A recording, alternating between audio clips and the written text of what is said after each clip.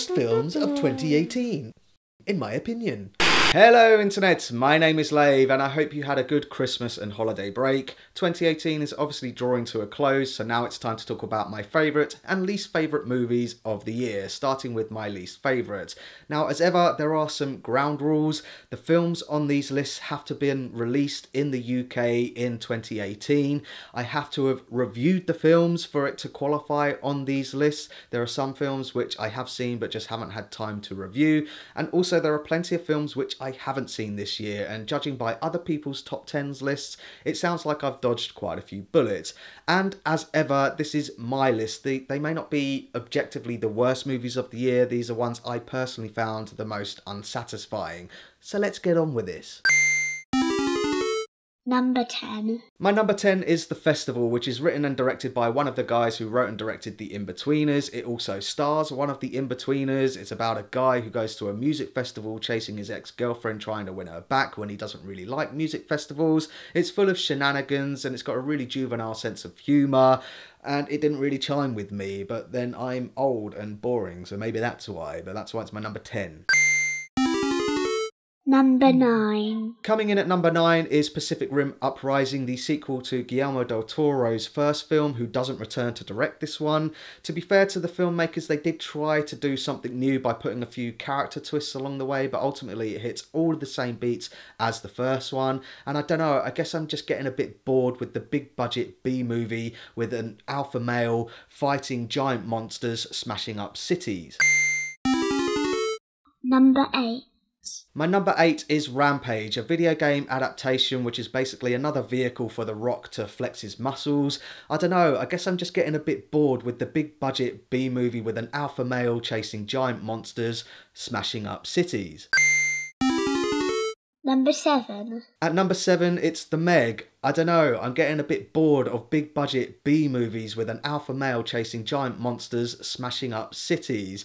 All joking aside though, out of all of these three films, Pacific Rim and Rampage and The Meg should have been the one to really embrace the B-movie and be so bad that it's good, but it actually tries to take itself a bit too seriously in some scenes, which made it a bit of a tonal mess, which is why it's my number 7. Number 6.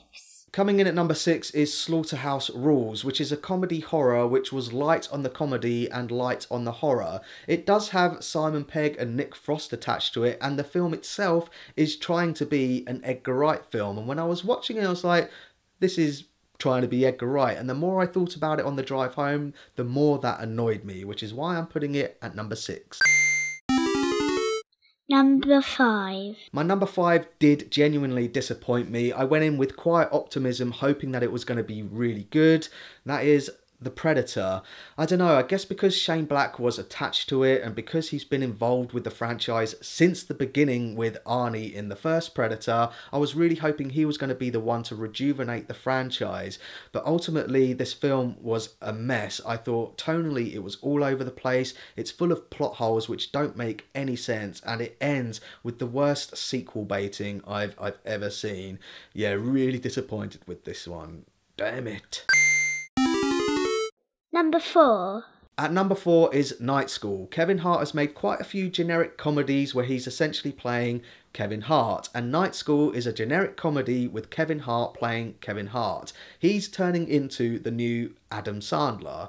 I like him as a comedian, but I just don't like his films. But I am kind of looking forward to his new one with Nicole Kidman and Bryan Cranston. We shall see. Number 3. My number 3 is another comedy. It's the James Bond parody, Johnny English Strikes Again, with Rowan Atkinson reprising his role as the titular bumbling spy. This one just felt like the studio trying to make a quick buck. They put minimal effort into the script. It felt like recycled jokes from other films. I thought it was pretty boring and really lazy. Number 2. My number 2 is Robin Hood, the Robin Hood film that nobody wanted but we got. The filmmakers did try to do something unique with this one. They tried to do what Baz Luhrmann did for Romeo and Juliet and tell a old-fashioned story and put a contemporary twist on it, but it missed the mark, or should I say the bullseye, and most of all, it was incredibly boring. Number Number 1.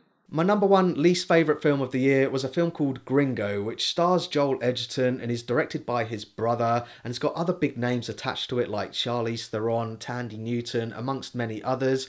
This one baffled me. I think the worst thing about it is that it thinks it's a lot smarter than it actually is. It's a comedy crime caper trying to be in the same sort of vein as a Guy Ritchie film, but I thought it was all over the place and I found it quite offensive in some places. I said in my review that I don't want to waste any more breath on it, so I'm wrapping things up there. That's my least favourite film of the year. So that's my list of the top 10 disappointing films of the year. Like I said, there are plenty of films which I didn't see this year. Let me know what your least favourite films were down in the comments. I look forward to seeing what they are, and keep an eye out for my top 10 favourite films of the year. I'm going to be filming this back to back, so I'll be posting that as soon as possible. And as always, thanks very much for watching my videos. I've had a fantastic 2018.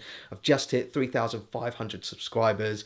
Thank you so much. I look forward to seeing you in 2019, and as always, thanks for watching this video. I really do appreciate it. If you can, give it a like, and don't forget to share the Lave.